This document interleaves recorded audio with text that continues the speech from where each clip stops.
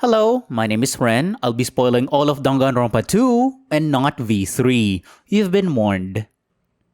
With the coming of Dangan 2x2, it's been confirmed that there will be new victims and killers, which is extremely great. Not only for us veterans that want to come back to Danganronpa, but also a great chance for certain characters to shine again. Hiyoko, in particular, isn't someone I expect most players would ever miss or care to see again, because for most people, all she ever came to be was this bratty spoiled lolly that somehow became best friends with a sexist and died early in chapter 3. And that sentiment is fair, and frankly, I'd understand why the general consensus would remember her that way, including for my best girl sexist Mahiru.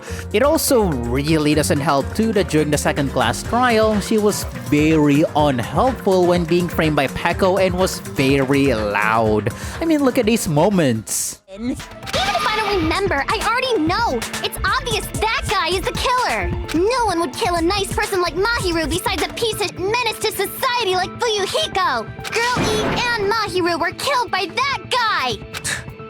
You sure do talk a lot of sh**. Well, I'm used to it by now. What are you saying, you four-eyed troll? Accusing me of killing Mahiru?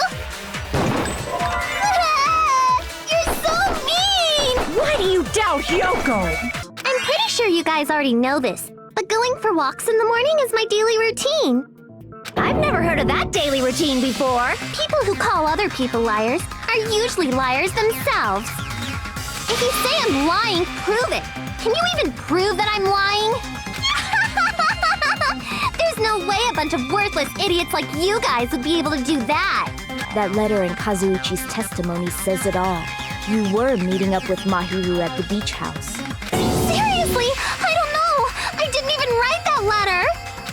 I'm telling the truth. I really don't know. Is she really crying? Or is she faking it? She's probably faking it. We can assume. Then there's also her social links. I mean, her free time events. Long story short, they're not good at all. You just learn a fragment about her past and small hints that she loves her dad. But the final rank is her being jealous of Sonia because she might take you away from her, so she makes you swear to pick her side. To which of course Hajime agrees, even if reluctantly. So then why? What is this title in my video about denying Hyoko's redemption? What is even to be redeemed about her? She ain't Arthur Morgan the last time I checked. Well, here's the thing. Yes, while she is a spoiled brat that likes to canonically stomp on flowers, she also does begin to change at the start of chapter 3. And everything that she said in her social link, the main reason it's bad is because it's in the context of being trapped as if it was all happening in chapter 1. I have two main topics to present to you about Hiyoko today, so guide yourself in the timestamps if you want to skip ahead to a certain topic. But I am choosing to begin in elaborating what exactly this change is in chapter 3. In chapter 3, on the night right after Peko's class trial, she set up this dark memorial for Mahiru. And at first, the cast thought that this was an evil shrine set up to curse Mahiru. But thanks to Chiaki, it's clarified that that's not the case. And everyone, even Hajime, agrees that, wow, it's actually very surprising that Yoko's actually doing something nice. For once! To add more to this, the old Hiyoko would never have done something like this for anyone before, because according to her social link event 3, she believes that friends are just a bunch of weaklings who decide to get along and play nice. The world is filled with people who exist to serve perfect humans like me. That's why I don't need friends or any close contacts. And yeah, as awkward as that is, again, this is meant to be as if it was being done in chapter 1. And you know what else? There's something very deeply wrong with this scene, right? I mean, you see it too, right?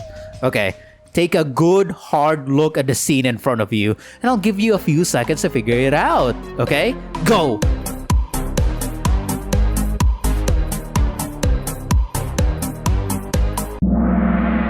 Alright, did you see it? Here, it's because she says this, and yet we're in chapter 3! The same timeline after Hiyoko already took a bath with Mahiru and made a shrine by herself in memoriam for her best friend. So yeah, Pluto narrative dissonance. Moving on, later in the hospital while Fuyuhiko is still recovering, Hiyoko is still resentful of him, so she doesn't say anything. Then again later, when Fuyuhiko takes his first step in changing when he did his official greeting and all, Hiyoko says to him of how can she possibly expect to forgive him for what he did? Does he expect to just scoff it off until it's all settled? Which, in my opinion, isn't fair to Fuyuhiko since it was Peko that took the initiative to kill Mahiru, and even during the class trial, he was in an extremely tight spot of what the hell to do now that Peko's the blackened. But nonetheless, Fuyuhiko owns up to this by apologizing in the most brutal way imaginable. And it's here then that, in support of Chiaki too, Hiyoko is made to ask a very important question. What would Mahiru say? She'd probably get mad. Really mad. And after she got mad...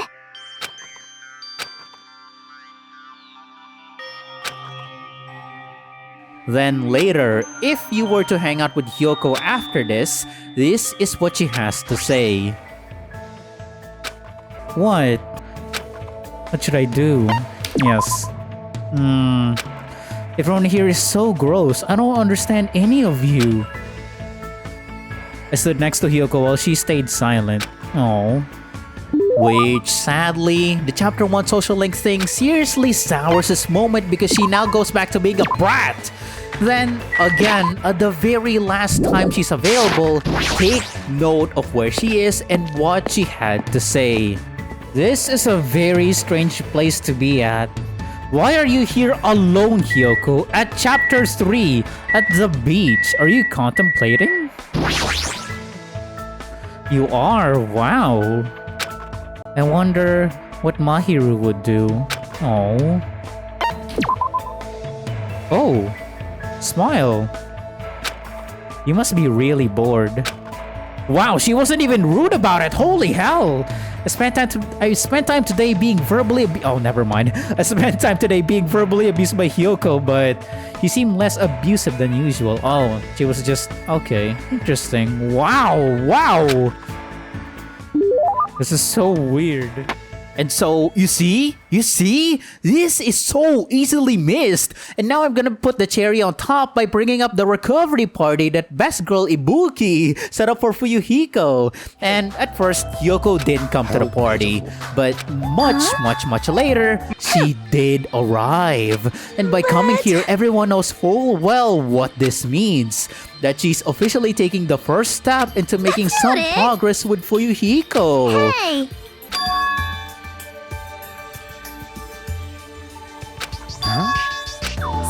So...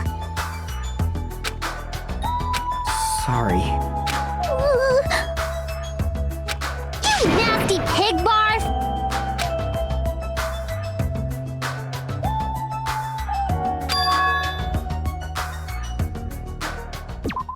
So, in a parallel sense, both of these characters are sort of hostile and avoidant to everyone at the beginning.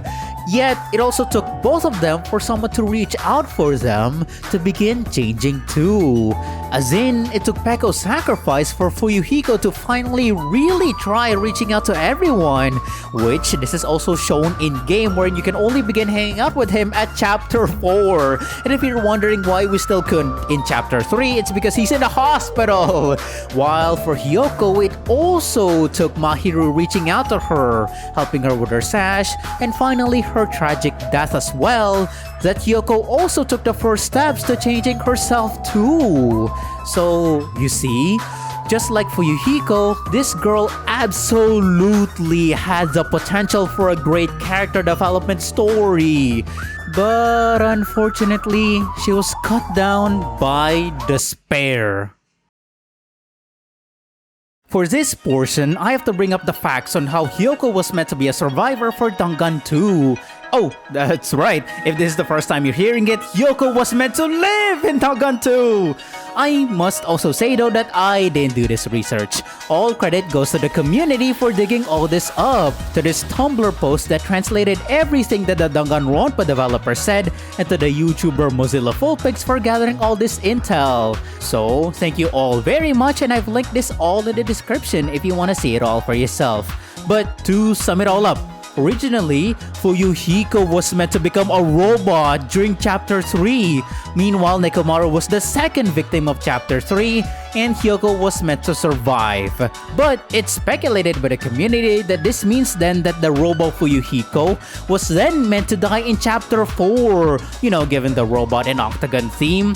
But they didn't go with this because they didn't expect Peko's death to be very emotionally impactful. So, if Fuyuhiko were to become the comic relief robot and then for him to just immediately die in Chapter 4, then it would seriously be a disservice and would be in very poor taste to Peko's sacrifice. So, to alter that, Fuyuhiko then remained human and became a survivor. Meanwhile, Nekomaru became the robot since, well, he's already the comic relief person anyway. And sadly, Hiyoko took the fall for Chapter 3. And then, following this is in contribution as to why this is the trial where the comic book was the weirdest in all of Danganronpa. Yes, even in V3. Because in all comic books, the preparation, the act of killing, and then the final cover-up is all included. But this is the only one that only includes the final cover-up. So yeah, it's definitely weird. But also, to be thorough, when people said that Hiyoko was never mentioned in the comic book, that is simply wrong. I want to clear up that Hiyoko is mentioned in the comic book. Here, see for yourself. First, the killer peeled off the wallpaper covering one. When I first arrived and saw the hanged body, I didn't notice anything strange about that pillar. I didn't expect it to be slightly larger from the wallpaper, or have Hiyoko's body hidden inside. And they made us discover not just Ibuki's body, but Hiyoko's suddenly present body as well. At the time, they pretended to be surprised. Yeah, whoops, sorry, my past self skipped over that one dialogue bit. That's okay. Anyway, the problem people also have with this is the murder weapon. As in, sure, they made it clear during the trial that Ibuki was strangled using the rope. That's okay, that's fine. But Hiyoko was sort of glossed over. All it said in the Monokuma file was that she was killed instantly by having her throat slit by a sharp-edged tool. But honestly, I don't have beef with this since the spare Mikan had all of nighttime to hide, dispose, or even clean the supposed sharp weapon. But what I do have beef with is where Hiyoko died. Because in the trial, it's confirmed that Hiyoko dies before Ibuki. Hiyoko was killed on the stage as well, as her bloodstains were there, and Ibuki had stepped on some of the blood there, so Mikan had to wipe it off the floor. But the problem here is that why would she go to the stage? As you see here, she sees Mikan in the middle of killing Ibuki, and she's on the entrance by the doors. So why would she not just get the hell out? Why? Why would she step closer to the stage towards death? And to refresh you guys, it said both in the trial and investigation that there's only blood on the stage, nowhere else. So why? Why would Hiyoko, while Mikan is in the middle of killing Ibuki, go to the stage? It doesn't make sense. So yeah, we're locked in a stalemate. We need new evidence to break through this contradiction. So, this is what I have to show to you all. Lo and behold, the Danganronpa 2 stage play! If you thought that the anime was bad, then this is cringe hell. And I didn't find this on my own. I'm crediting this Reddit comment that made me aware of this existence. And it's in this that the truth is that Ibuki dies first. So when Hiyoko arrives, Ibuki's body had already been laying flat down. So when she sees Mikan there, all she thought was that, oh no, it's another body discovery announcement. Mikan, what's wrong? So she gets closer to Mikan and, oh my god, look guys, it's the murder weapon, there it is! And oh right, Hiyoko is dead. As amusing as that was, I'm sad to say that this is also wrong. Even if the end screen shows that Hiyoko dies first, it's just wrong. Because, and oh right, before I continue, I want to say first that I have no problems with the stage people, by the way, because what the hell can you possibly do to resolve this issue without a rewrite, right? So they had to do what they had to do. And as I was saying, Hiyoko dies first before Ibuki because it doesn't make sense if Ibuki dies first. How would Ibuki step on Hyoko's blood if Ibuki dies first? The underside of Ibuki's slippers were covered in blood, so yeah, it's a mess, but I think that's enough. Let's just stop there. All in all, Trial 3 is a mess overall, and that's not an unpopular opinion, but it is what it is. Nobody's perfect, and the Dangan devs did all that they could to deliver an excellent game overall, right? We all enjoyed our time here. The main reason why I brought all this information together and the main point of this video was to hopefully convince you that there is hope for Hiyoko, that there is more to this person, that there is character development waiting here. So Hiyoko remains true and her potential was cut to death. But at the end of the day, I can only hope that in Dangan 2x2 that they give justice for Hiyoko Sayonji.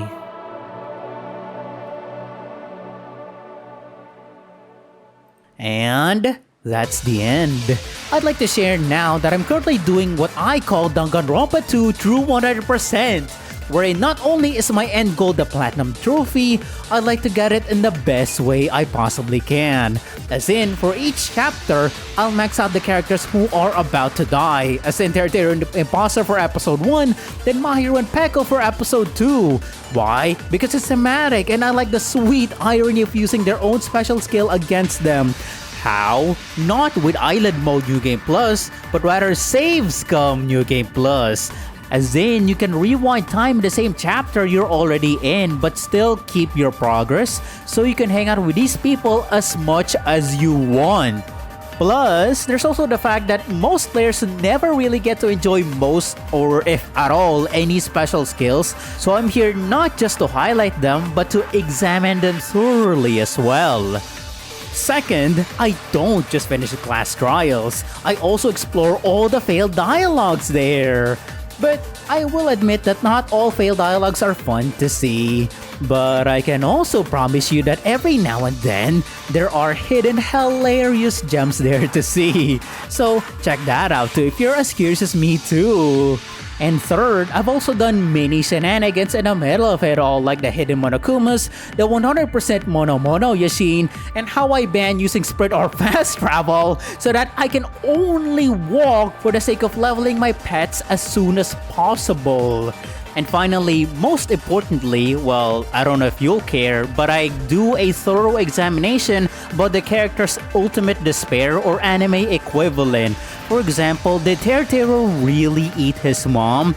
Did Mikan really make a baby with Junko's corpse? Yeah, I've tried to find the answers to these questions in True 100%. Why? Why do I examine all the skills? Why do I examine the anime? And why do I go through the failed dialogues? Because it's True 100%. So, if you're curious, I'll link that playlist in the description or I'll pop it up later. And with that, thank you all so much for watching. My name is Ren. Leave a like if you've enjoyed this video and take care. Bye.